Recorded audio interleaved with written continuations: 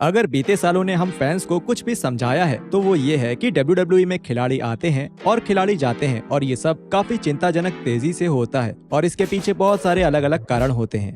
जब कभी कोई खिलाड़ी, खासकर कोई पॉपुलर या महत्वपूर्ण खिलाड़ी बाहर होता है तो रेसलिंग जगत में प्रतिक्रिया जरूर होती है, लेकिन आज तक ऐसे कई मौके आए हैं जब कोई WWE का स्टार इस तरह से बाहर किया जाता है कि वो एक कंट्रोवर्सी का कारण बन जाए। फिर चाहे ये WWE के खुलेआम पाखंड से हो, छोटा दिल होने के कारण हो या साफ तौर पे गैर कानूनी हो। कुछ लोगों का काम से निकल जाना विंस मैकमैन की कंपनी के लिए काला धब्बा बन गया है। मैं हूँ एडम पचीटी कल्टहॉलिक रेसलिंग से और ये है 10 सबसे कंट्रोवर्शियल WWE रिलीजेस। चलिए शुरू करते हैं। Number 10, Jeff Hardy. जब कभी जेफ हार्डी WWE को छोड़ते हैं तो विवाद उनका पीछा जरूर करता है। उन्हें 2003 में बाहर किया गया था जब वो एक ड्रग टेस्ट में फेल हुए थे और रिहैब में जाने से मना कर दिया था, और 2009 में उनका कॉन्ट्रैक्ट खत्म होने के कुछ दिन बाद ही उन्हें उनके घर से गिरफ्तार कर लिया गया और उनके घर में भारी मात्रा में ड्रग्स भी मिली। द कैरिस्मेटिक एनिग्मा की नशे की समस्या के बारे में सबको अच्छी तरह से पता है और वो खुद इस समस्या पर और इससे बाहर आने की अपनी कोशिशों पर खुलकर बात करते हैं। जब वो किसी मनमौजी की तरह व्यवहार करने लगे 6 मैन मेन इवेंट के दौरान 4 दिसंबर 2021 के हाउस शो में, जिसके अंत में वो एकदम से रिंग से निकलकर लॉकर रूम की तरफ चले जाते हैं, तब WWE को शक हुआ कि उन्होंने फिर से नशे करना शुरू कर दिया है और अभी भी नशे में ही है। उनसे एक कप में पेशाब करके टेस्ट करवाने को और रिपोर्ट्स आने तक रिहाब जाने को कहा गया, नहीं तो उन्हें ये जॉब छोड़नी पड़ेगी। और हार्डी ने दूसरा ऑप्शन चुना और उनको रिलीज कर दिया गया। उन्होंने बताया कि उन्हें पता था कि रिजल्ट नेगेटिव ही आएगा और वो किसी ऐसी गलती के लिए अपने परिवार से 1 महीने तक दूर नहीं रहेंगे जो गलती उन्होंने की ही नहीं। नंबर 9, फिनली। इनका नाम फिनली है और इन्हें लड़ने से प्यार है, लेकिन याद रहे सिस्टम से नहीं, क्योंकि सिस्टम 10 में से 9 बार जीतेगा। और ये आयरिशमैन को तब पता चला जब उन्हें एक क्राउड से नेगेटिव रिएक्शन निकलवाने के लिए एक सस्ते पब्लिसिटी स्टंट की मंजूरी देने के लिए निकाल दिया गया, जो उन्होंने WWE के लाइव इवेंट में किया था। ये 2011 की बात है जब द बेलफास्ट ब्रूजर्स का रेसलिंग करियर खत्म हो चुका था और वो एक बैक स्टेज प्रोड्यूसर के तौर पे काम कर रहे थे, एक हाउस शो के इंचार्ज के तौर पे, जो कि रेसलमेनिया 27 के पहले खेला जा रहा था। फिनली ने हड़बड़ाहट में फैसला किया कि द मिज की थीम म्यूजिक बजेगी और तब के WWE चैंपियन अमेरिका का राष्ट्रगान बीच में रोक देंगे। इससे वो रिएक्शन तो मिल गया जो प्लान करा गया था और शो की शुरुआत काफी यादगार बन गई। लेकिन फिनली ये नहीं समझ पाए कि वहाँ ऑडियंस में मौजूद नेशनल गार्ड इस बात से असली में काफी नाराज हो जाएंगे।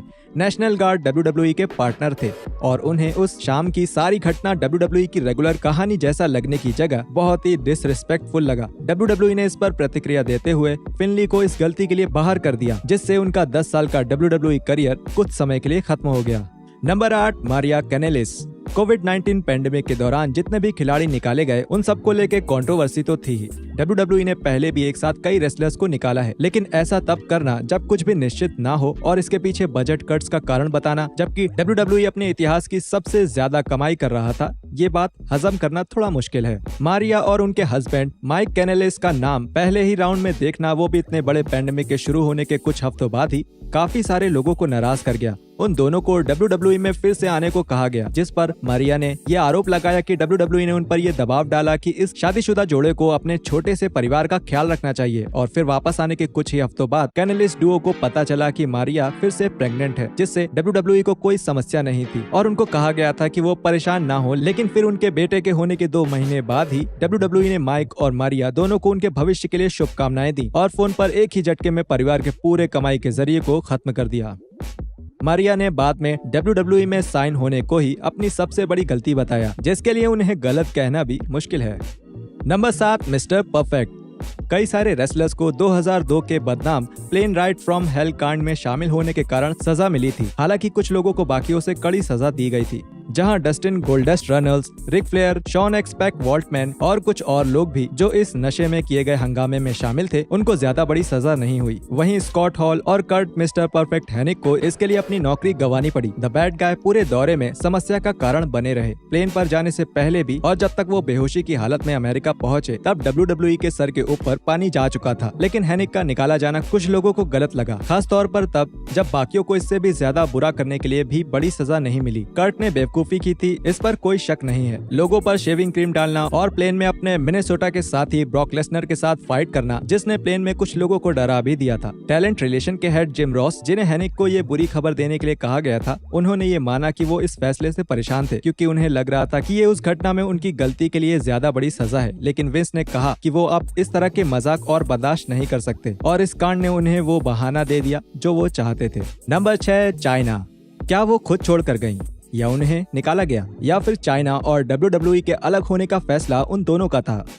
आप जिससे भी पूछेंगे वो इसका जवाब अलग बता सकता है, लेकिन इस बात में कोई शक नहीं है कि उनका WWE से जाना विवादास्पद था। The 9th wonder of the world women's champion के तौर पे राज कर रही थी जब उन्हें पता चला कि उनके तब के पार्टनर ट्रिपल एच का स्टेफनी मैकमैन के साथ अफेयर चल रहा है। चाइना को घर भेज दिया गया ताकि उनके कारण कोई ऑकवर्ड या खतरनाक समस्या ना खड़ी हो जाए, क्योंकि वो इन सब से एकदम सही रीजन से उस समय नाराज और गुस्से में थी। उन्होंने बताया कि कुछ समय बाद उन्हें ये खबर भेज दी गई कि अब उनकी सर्विसेज की कोई जरूरत नहीं है और WWE उनका कॉन्ट्रैक्ट अब रिन्यू नहीं करेगी। चाइना का कहना था कि विंस ने अपनी बेटी और होने वाले दामाद को उनकी जगह चुना, और वहीं जिम रॉस का कहना है कि वो अपनी सैलरी और बुकिंग के लिए बहुत ही अजीब सी मांग रख रही थी। इसके पीछे कहीं न कहीं बहुत सारे कारण थे जिसके कारण उन्हें WWE छोड़ना पड़ा, लेकिन इसकी अनसर्टेनिटी ने इस कंट्रोवर्सी को हवा जरूर दी। नंबर 5, चार्ली और जैकी हास। जैसा कि हमने पहले देखा कि WWE किसी शादीशुदा जोड़े को एक झटके में बाहर करने में कभी नहीं हिचकिचाता, फिर चाहे उस जोड़े ने कुछ समय पहले इस शर्त पे वापसी की हो कि उनकी जगह सुरक्षित रहेगी उनकी प्रेगनेंसी के बावजूद भी। माइक और मारिया कैनेलिस को शायद उनके साथ जो हुआ वो ज्यादा चौंकाने वाला नहीं लगा होगा, क्योंकि 15 साल पहले ऐसा ही कुछ चार्ली हास और उनकी पत्नी जैकी गेलर के साथ भी हुआ था। चार्ली और जैकी को अभी उनके हनीमून से आए हुए ज्यादा दिन भी नहीं हुए थे जब जॉनी एस ने उन्हें फोन किया। उनका नाम भी उस लिस्ट में था जिसमें बहुत सारे मिड कार्ड रेसलर्स को 2005 की गर्मियों में बाहर कर दिया गया था। ये नया जोड़ा बहुत शॉक्ड था और दुखी था ये जानकर कि उन दोनों का पूरा कमाई का जरिया खत्म होने वाला है और अब उन्हें अपनी आगे की जिंदगी के लिए बहुत कुछ सोचना पड़ेगा। आप सोच रहे होंगे कि मुझे ये सब कैसे पता, क्योंकि WWE ने बहुत ही अजीब ढंग से ये सब अपनी वेबसाइट पे डाल दिया। इसको और ज्यादा विवादित इस बात ने भी बना दिया हमेशा की तरह बजट कम करने और क्रिएटिव के पास उनके लिए कुछ नया नहीं है जैसे कारण के अलावा इस बार ऐसी अफवाह भी थी। इतने सारे लोगों को निकालने के पीछे एक कारण ये भी था कि उन पैसों को बचाकर शायद वापसी कर रहे ब्रॉक लेसनर को दिया जाना था, जो कि WWE में वापस आने के लिए बहुत ज्यादा पैसों की मांग कर रहे थे। नंबर 4, CM पंक। CM पंक जब कुख्यात तरीके से WWE की रॉ टेपिंग छोड़ के चले गए, जो कि 2014 रॉयल रंबल के तुरंत बाद थी, किसी को ये नहीं पता था कि उनका और WWE का रिश्ता आगे कैसा रहने वाला है। द स्ट्रेट एज सुपरस्टार बहुत सारी चीजों से दुखी, थके हुए और परेशान थे और तय किया कि अब बहुत हो गया।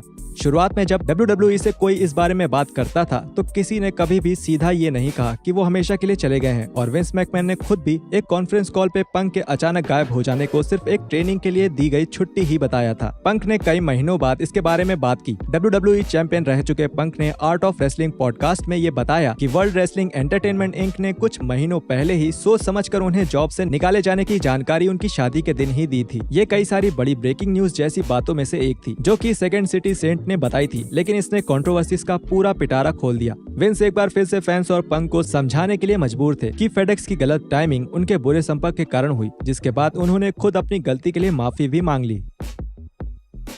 Number 3, Matt Hardy.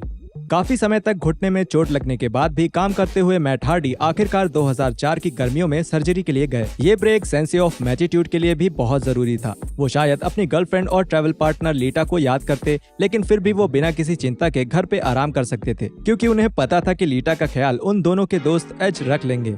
अच्छा हाँ, वो तो लीटा का ख्याल रख ही रहे थे, समझ रहे हैं ना आप? हाँ, मैं सेक्स की ही बात कर रहा हूँ। ठीक होते हुए मैट को पता चला कि उन दोनों के बीच अफेयर चल रहा है। इसके बाद मैट और लीटा एकदम अगली तरीके से अलग हो गए और बात तब और बिगड़ गई जब हार्डी ने पर्सनल जानकारी अपनी वेबसाइट पे डाल दी। वो स्वाभाविक रूप से अंदर से टूट चुके थे जब उन्होंने उसे खोया जिसे वो सबसे ज्यादा प्यार करते थे, और वो भी उसके हाथों जिस पर वो सबसे ज्यादा भरोसा करते थे। मगर चीजें सही होने से पहले चीजों को और बिगड़ना था। ये मानकर कि हार्डी जिनका दिल टूटा था, उन्होंने अपने निजी मसले को सबके सामने लाकर गैर जिम्मेदाराना व्यवहार किया। WWE ने ये तय किया कि उनके कॉन्ट्रैक्ट को रद्द करके उन्हें बाहर कर दिया जाए, और उसी समय एज को सबसे पहली मनी इन द बैंक की जीत इनाम में दी गई। इससे फैंस इतने नाराज हुए कि WWE को मैट को आखिरकार वापस लाकर एज और लीटा के साथ एक स्टोरी लाइन राइवलरी देनी पड़ी। Number 2, gym Ross.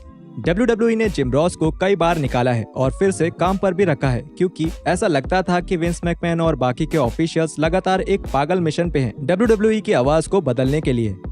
2013 की गर्मियां आने तक जिम रॉस WWE के फुल टाइम अनाउंसर नहीं रह गए थे और सिर्फ किसी खास मौके पे बुलाए जाते थे। हालांकि वो WWE के परफॉर्मेंस सेंटर में दूसरे पदों पर काम कर रहे थे, जैसे कि नए कमेंटेटर्स के कोच। इसके बीच उन्हें एक पैनल डिस्कशन के संचालन का काम दिया गया, जिसमें आने वाले 2K वीडियो गेम के बारे में चर्चा होनी थी। समर स्लैम वीकेंड के दौरान ये प्लान के मुताबिक नहीं गया। उन्होंने बताया कि बेल्स पाल्सी कंडीशन के कारण थके हुए रॉस ने कई बार गलत भाषा का प्रयोग किया, तय मुद्दे से हटकर बात करने लगे, यहाँ तक कि के स्पॉन्सर का भी अपमान कर दिया और साथ ही एक ओवर एनर्जेटिक रिक फ्लेयर को भी नहीं संभाल पाए, जो कि हमेशा की तरह उस पार्टी की जान बनना चाहते थे। रिक फ्लेयर को तो आप जानते ही हैं। द नेचर बॉय ने बाद में बताया कि 2K लोगों को उनकी बातें पसंद आई, लेकिन WWE को नहीं, और जो आदमी अभी काली हैट में दिख रहा है उसे इसकी सजा मिली। Number 1, Don Mary.